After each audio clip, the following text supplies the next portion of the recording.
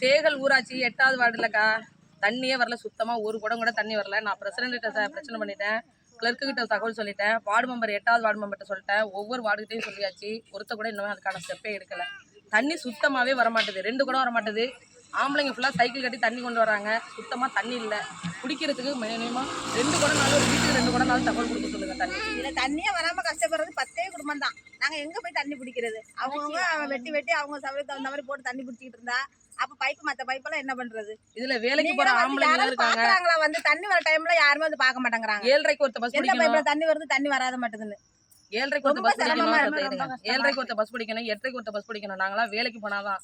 தண்ணி இல்லாத எப்படி குடும்பம் நடத்துறது? எங்களுக்கெல்லாம் பிள்ளைங்க 2 பிள்ளைங்க இருக்காங்க வீட்டுல. ஒரு வீட்டுல கூட பச்சை பிள்ளைங்க இல்லாத வீடே இல்லை இந்த ஊர்ல, தெருவுல சுத்தமா.